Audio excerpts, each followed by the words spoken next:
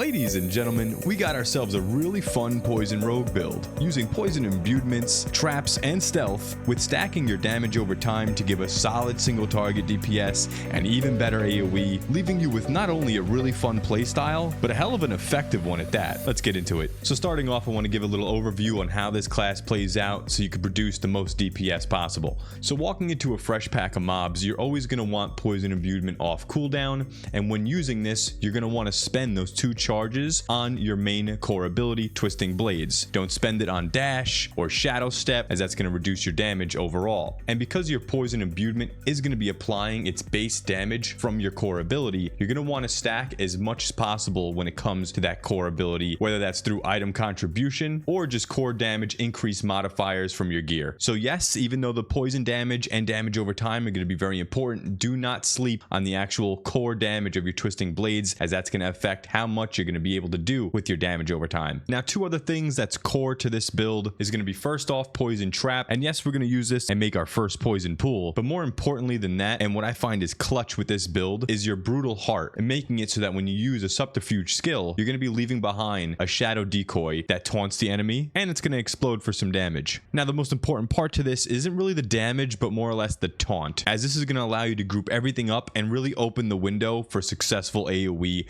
with this poison damage over time build. And that now brings us into the legendary, which is extremely crucial for this build, where critical strikes with poison imbuement has a 10% chance to create an additional toxic pool. So not only are you going to be able to layer these pools of poison on top of each other to gain even more damage, but while standing in that pool, your poison imbuement skill has no cooldown or no charge limit, and that's going to synergize really well with Inner Sight, allowing you for 4 seconds to have unlimited energy, so you could just pump out non-stop poison imbuements. But with those key things in your mind, you now know what we're going for and how this build is going to be set up. Now let's get into the main abilities.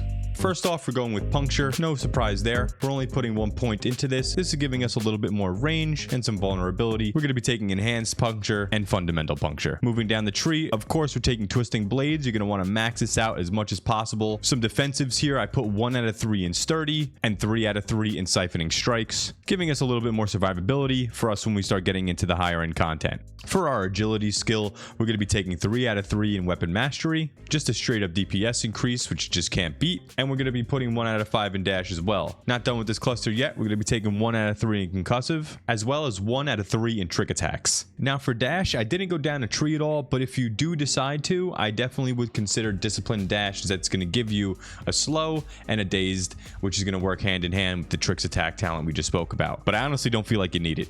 And by the way, if you guys are enjoying this video, feel free to hit the like button for me and lets me know that you're enjoying this video and potentially going to be trying this build out for yourself. Thank you so much. Moving on to our subterfuge skills, we're going to be taking 1 out of 5 in Concealment, moving into Enhanced Stealth, and then Subverting Stealth. And then of course we're going to take Poison Trap. We're only going to put 1 out of 5 in Poison Trap, but we're going to head to Enhanced Poison Trap, which allows for the enemies to be knocked down when activated. So not only is this trap going to be grouping everything up, but it's going to be taking form as a defensive even further. So those scary bulls that are charging your way, if you need some breathing room, you can always put more traps down, and you know they're going to be knocked down as soon as that's activated. It's very small but nice quality of life to have. And this is leading us into Subverting Poison Trap, allowing us to deal 10% increased poison damage to enemies inside the poison trap. Moving on from that, we're going to have 3 out of 3 in Exploit, dealing an additional 18% damage, and then 3 out of 3 in Malice, giving that 9% increased damage to vulnerable enemies. Very nice. And that'll sum it up for this cluster. Now with Poison Trap, you can add additional points into it if you're looking to do a little bit more damage, but I feel like it needs to go more into survivability, and that's where I put my points. You're going to do more than enough damage to suck through any hefty enemy's health bar. So if you're asking me, I really don't recommend more than 1 point into Poison Trap. Moving into imbuements, I put 1 out of 3 in Precision Imbuement to increase the critical strike chance. You're going to max out Poison Imbuements 5 out of 5, and going down the tree, you're going to take Enhanced Poison Imbuements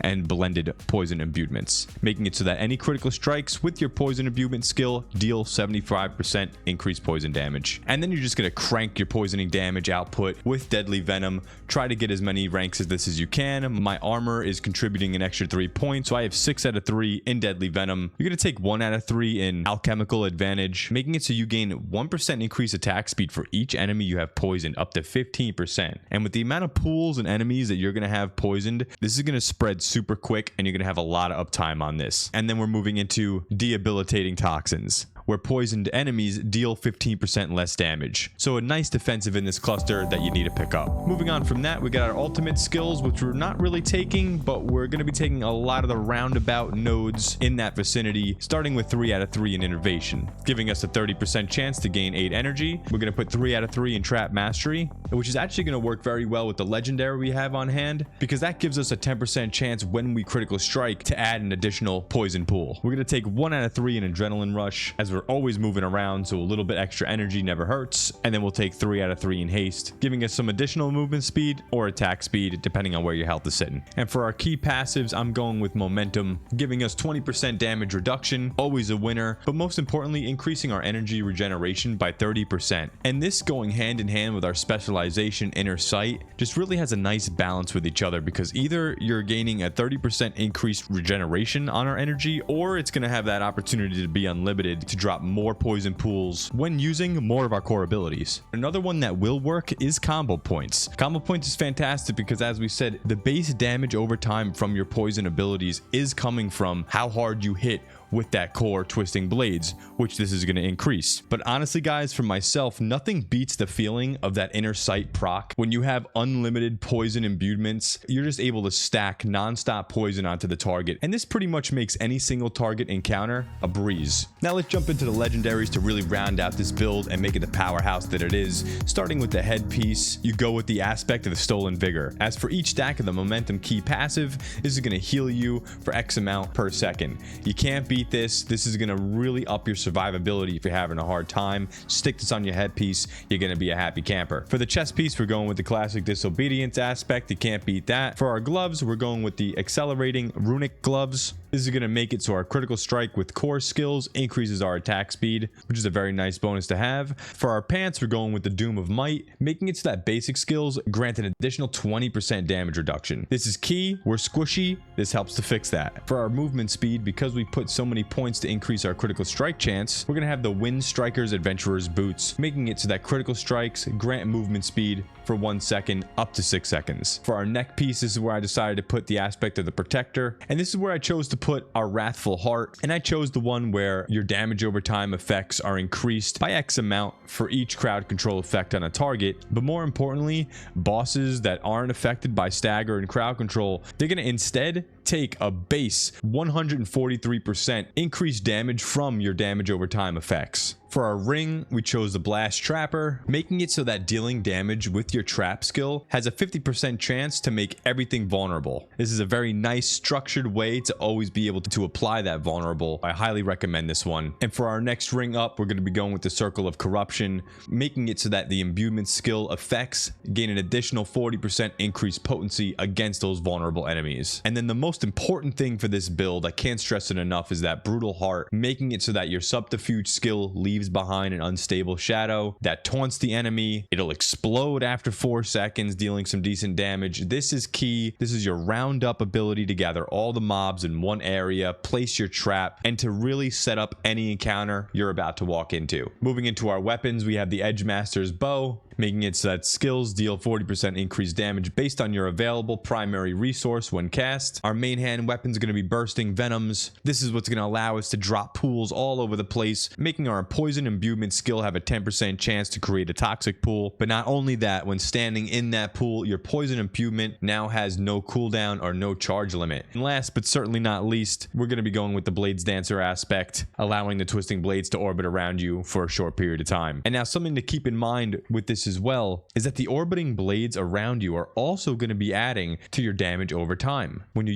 use the poison imbuement, those twisting blades coming around you will maintain that poison imbuement, and that's going to continuously tick additional damage over time on the enemy. So this is always a key legendary for rogues, but with this poison build, it gives it that little extra oomph that we'd really like to see. Sticking with the gear, let's go into some passive stats. Speaking defensive wise, I'm looking for nothing but maximum life, plus all stats, total armor. The main thing after that you're going to be looking for are ranks of twisting blades. Get yourself as much damage as you can out of your core ability. That's going to increase your poison damage as well. Also start looking for some critical strikes with imbuement skills, damage to poisoned enemies, damage to enemies affected by traps. I would also look for ranks for the deadly venom passive, as this is just going to increase your poison damage overall, and plus damage to overtime is definitely nothing to scoff at either. So those on top of your base dexterity, critical strike is going to be a great round out for this build. Now let's get into the Paragon board. I'm sure there's stuff to be switched around here, but this is what I went with and it worked for me very well. I started off to the right hand side, and the first main node is going to be Bane, giving us 43.6% increased poison damage, but not only that, allowing our poison damage effects to have a 10% chance to deal double of the amount of damage over their duration. Bane is key. Get that socketed in. I moved to the right hand side a bit just to get this extra armor node. Head to the left hand side and head to your first board. The first board we're going to attach is Exploit Weakness. First, we're going to head over to the left to get that socket as fast as possible,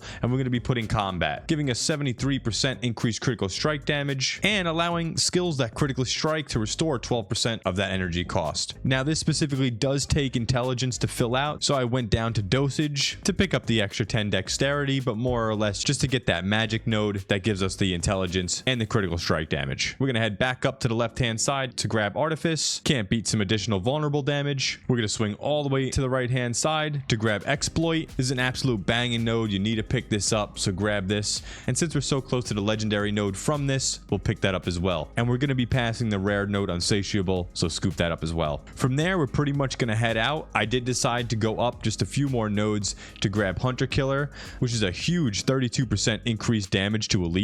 You really can't beat that, and since it's so close to on our way out, I suggest you do so. From here, we're going to attach the board Eldritch Bounty. We're going to head down south a bit just to pick up the socket, and we're going to use Infusion, which is going to be increasing our imbuement skill damage by an additional 60%. And we're going to beeline straight to that legendary node Eldritch Bounty. We're then going to go a bit further to pick up Imbuer, giving our imbuement skill damage a bit more of a bump, and then we can finish off the board by heading down south and attaching the Tricks of the Trade board. Head straight down south, socket your glyph, and I chose Closer, increasing your cutthroat skill damage. I would then head to the right to grab the rare node Focus, increasing the damage to elites and additional cutthroat skill damage, which you just can't beat. And we're not going to be taking the legendary node here in this board, Tricks of the Trade. It's just too far out of the way, so head on to the left hand side, and this will be our last board, Cunning Stratagem. Get right to that socket and we're going to plug in Exploit, giving us an extra 20% increased vulnerable damage. So if you have any questions or comments, feel free to leave them down below. I'll be quick to respond to them. I appreciate every single one of you guys for hanging out, watching the video. I hope you enjoyed. As always, take it easy, guys.